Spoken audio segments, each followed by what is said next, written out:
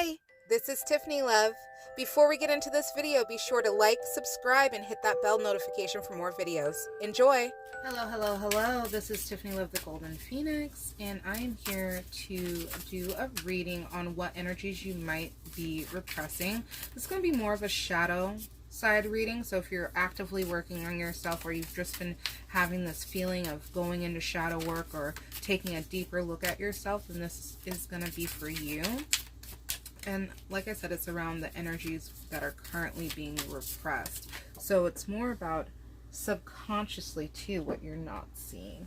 First card I have falling on the floor is the Ace of Elixirs, which is the Ace of Cups. The Oracle, which is also the Hierophant in reverse. And then also the Ace of Keys in reverse here, with the Seven of Keys in reverse on bottom. I feel as though currently, and maybe even since the end of last year, maybe even the entirety of the pandemic, you have been having an overpour of emotions. And I feel like in a way that hasn't happened before. These things might be coming up a lot, and there might even be a fixation, obsession, of very like focus kind of that seems to be had.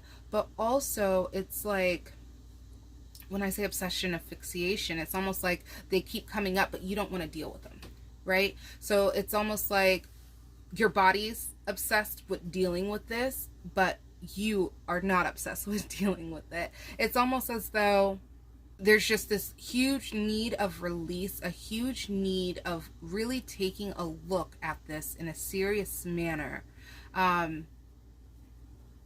Because it's really leaking out to other areas of your life. So if you are a leader type person, I feel as though this is really fucking up your leadership. I feel as if even if you're not a leader, you're just having not the best judgment here. You're having,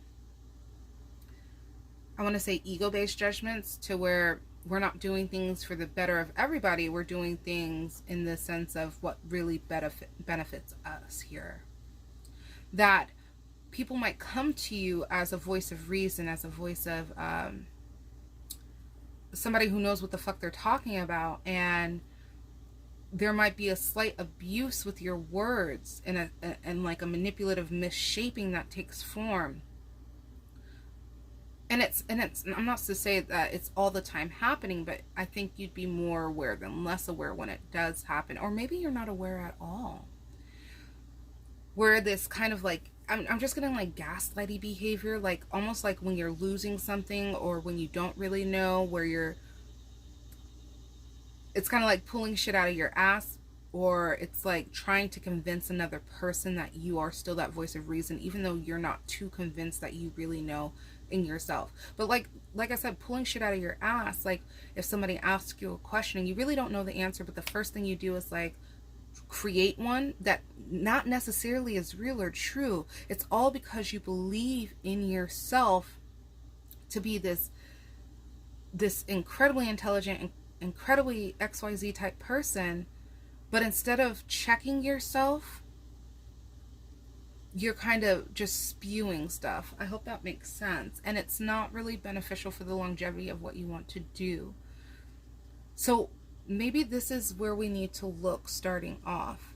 Yes, those emotions that keep coming up for you, absolutely fucking look at them. But also look at these thoughts that we're having, these areas in where we know where we might need to do more work and where we aren't allowing ourselves to do that work. Look at those areas, maybe even an argument, like arguments that might spew up surrounding these things. There's just more to be known, and there's more to be had, and I feel like you do not have all the answers like you like to think, like people like to give you credit.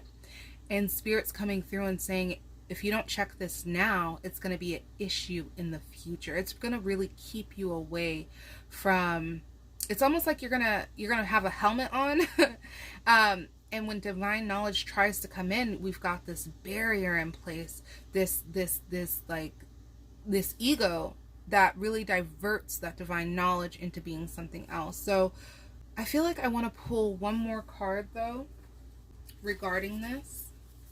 Or maybe it's the 7 on bottom. Hold on, let me just pull a card.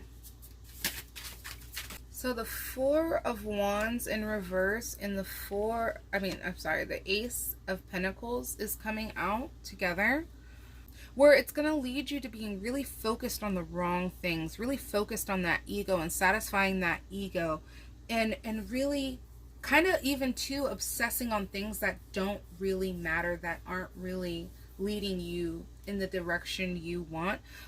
Because I'm taking this 4 of Wands kind of more like the 4 of Swords in reverse.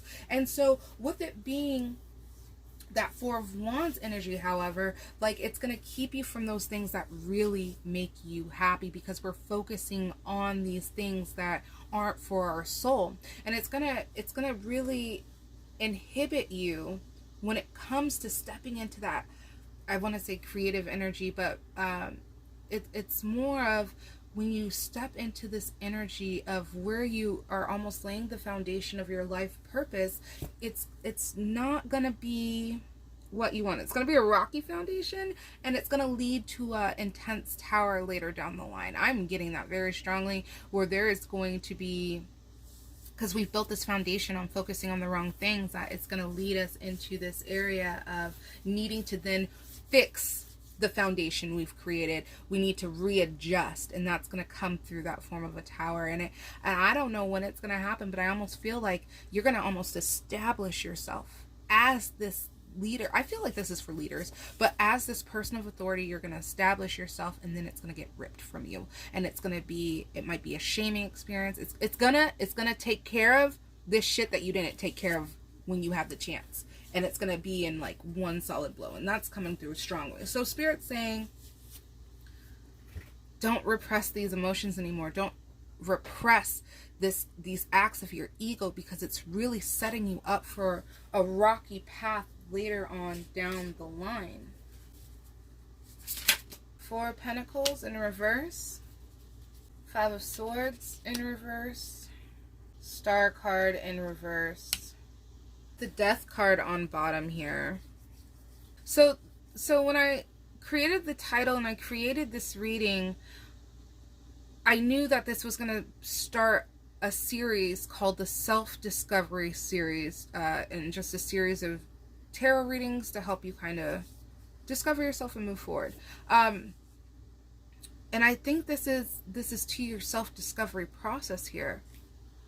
I feel as though that you're holding on to these energies, to these repressed energies, really, these shadow energies, because of the fact it's an aspect of they are who you are. It is what you know, and it is precious to you because it gives you power. It makes you feel good. It makes you feel, good to a point. It makes you feel, like I said, powerful more than anything else. By holding on to these things, you almost are securing yourself. Like, I know who I am as this person, and I'm okay with that.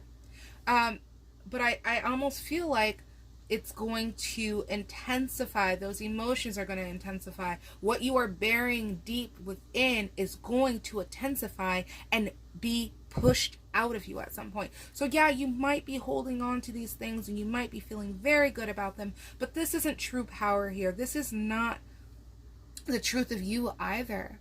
And so with the Star card, this is a need to refocus your energies on really giving yourself power that is internal, not external. You see how this person's holding them in their hands because it's outside of them, while this person is pouring their power from their hands because it is forever. It is theirs. It is everlasting. And so this is the change that needs to take place. We are moving from a point of external validation, external power, and moving to a place of really being the bearer of our power, and stopping this destructiveness Because I think that you might not see what you do like the world around you sees. But specifically energy wise, there's this aspect of you are stealing people's power and you are letting this ego rob you of your power. It's just not going to be good in the end. It's not healthy currently. And it has done its job. It has protected you. It has served its purpose. But now you are in a place where you can step away from these aspects. You could step away from this part of your ego. You can step away, and it's safe for you to do so. But like I said, with this Four of Pentacles, that you are holding on because this does guarantee power for you. You know, I think of an unjust ruler and, oh, well, the Hierophant right here, but an unjust ruler, someone who's in that leadership position, someone who understands the value of the power they hold, and yet still acts in these ways to stay. So it seems like you're insecure about the power you have as well. So these emotions that are coming up, we need to seriously look at them. I might read this description from the creator's booklet from you, because this creator who does this purple deck on bottom, her descriptions are, I really like them. They're different, but they're very insightful. So I might actually read that to you to get a better idea of what specifically we're looking at. The Ace of Elixirs, also the Ace of Cups. In the Ace of Cups, we perceive the primal energy of the three water signs, Cancer, Scorpio, and Pisces. From the cardinal sign of Cancer, this card appears as a reminder to nurture our souls and to seek comfort within ourselves. From the fixed sign of Scorpio, we are being guided to be passionate and bold, to not be afraid of the depth of our feelings. From the mutable signs of Pisces, this card appears as a reminder to have faith and to keep dreaming. The Ace of Cups is an omen for prosperity and good things to come. It can indicate that our relationships, family, work life, or intentions are blossoming. The Ace of Cups can also indicate the birth of a new creative project or opportunity where we fill in our element.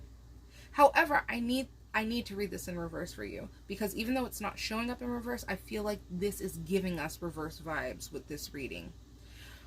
But I do want to say, I feel like what I just read is almost what you're jeopardizing in the long run.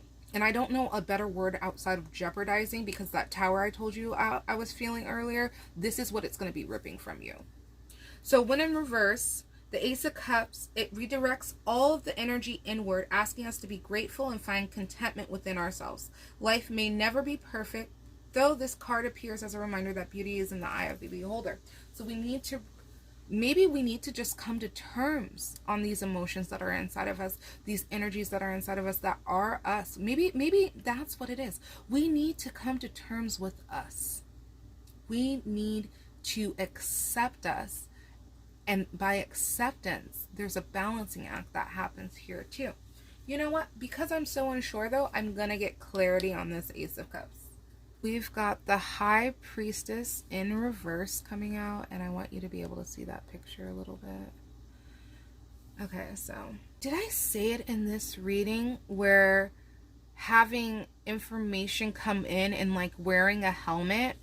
Well, do you see on this card, it's like the High Priestess and her wig's off.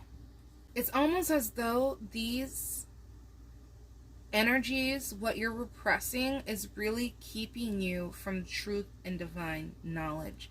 So I don't know what type of leadership you're into. I don't know what kind of thing you're into, but it's almost as though by not taking care of these repressed energies, not taking care of this Ace of Cups and looking at these things that are arising in you, you are really going to be cutting yourself off from your higher self, the divine, the universe, your intuition. That ego is going to really take hold and take charge here.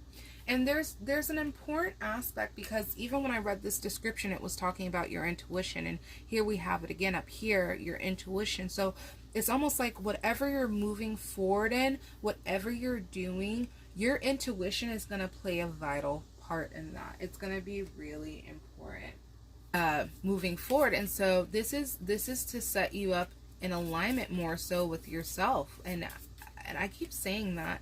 Set you up in alignment with yourself, because I feel like yourself is the 0 point, you know, it's the balancing point. It's the perfect point between positive and negative. You know, these two pillars of I think it's Boaz, and I can't remember the other one, but you are almost like you have these two separate pillars, but you are this perfectly balancing point, and you don't see yourself as being that. That's what makes you such a divine leader. That's what makes you so great.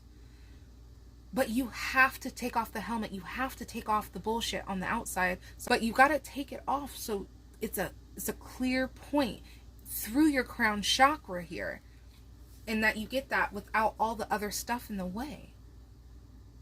What else also came out here is judgment. That, you know, if that's that tower energy I was talking about earlier, like you're going to reap what you sow. And so it is up to you to sow what you desire. And so know that this is a call. This is a message. This is I mean, for some it might be an awakening, but this is the time, this is the moment, and it's now to start making those changes. Because, like I said, you are going to create however you want to, no matter if it's negative or positive. This is a process of creation and co-creation. So throughout it, you know, every action we make is a creation or a decision towards our next creation. So listen to the call, listen, and that's what it is coming through as. It's like Spirit's trying to get your attention here. Spirit's trying to get your attention. It's time to listen. It's time to listen. It's time to wake up. It's time to shape up. And I feel like it's going to really be beneficial for you to avoid that energy of just full-blown chaos and destruction. I got the sun in the tower that just flipped out on me. The sun being a point of not really taking care of that child self within, not really, oh look, the star and the sun, both about fulfilling ourselves in these internalized ways, in these deep ways. But the sun being ruled by the sun in Leo, but all about coming out and proudly being who you are.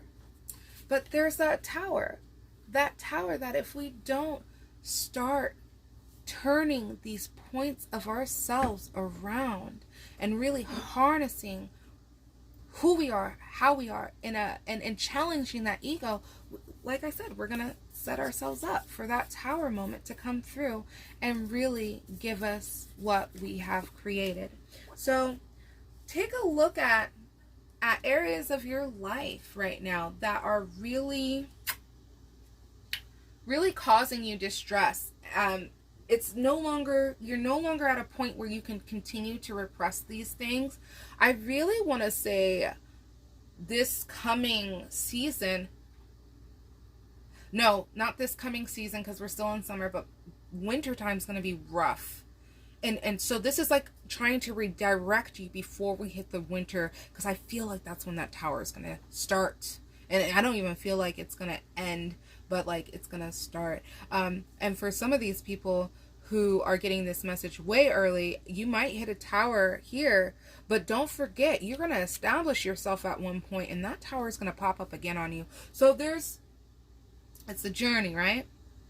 You're getting the message to take a deeper look at these emotions that we're avoiding, we're ignoring, these acts of our egos, how we are acting out. Because I don't want to say it's ever too late. It's just, what do you want to create here? How do you want that to go? Next up, I've got some animal spirits to either work with, or some messages that are just going to come through from them. I think during your reading, I've had 2 candles go out. I think I've had 1 candle go out during your reading, and there's a ton of wax still in there, and it looks like it just kind of fell over. It's weird. And then the one in the back here is really starting to go out, and then we've just got this one here that's going. So don't know what that means, I'm going to be honest. But I like to take these things as messages from Spirit when they happen. So how do you feel about candles going out on you right now during this reading?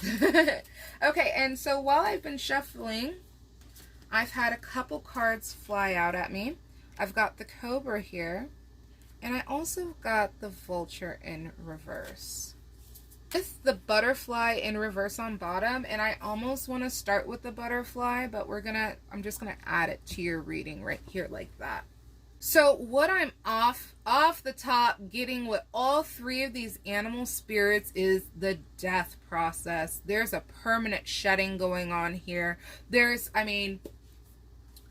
Cobra, snake energy, fire energy. This is all about permanently shedding your skins and shedding the different layers that come through you, and really allowing snake energy to do its magic here, and that definitive process that comes from getting rid of that old skin.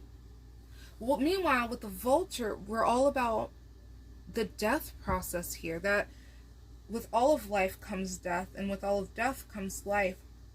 In the area that the Vulture plays in that process, almost similar to the snake of the shedding of that skin, it's like the harvester of the old body is here. So we are getting rid of these things that are not serving us. And then this butterfly, do you know what the fucking butterfly does?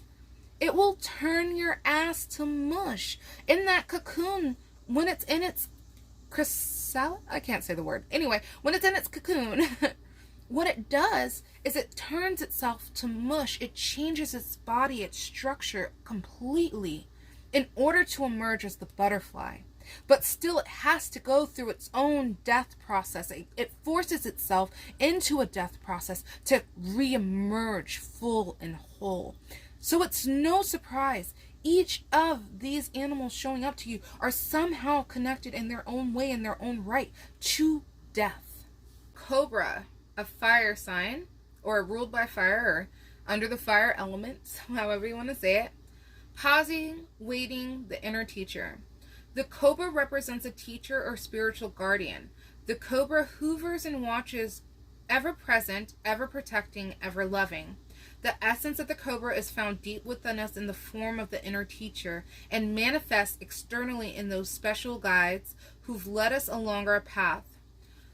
What would it feel like to be a student again? What are you ready to learn? Remember the old saying, when the student is ready, the teacher appears. When in balance, a student of life, humble and wise. When out of balance, a know-it-all and egocentric. What we've been talking about this whole time. To bring into balance, take a class or study. All right, the next one was Vulture. So Vulture, guardian and purifier, essential for rebalance.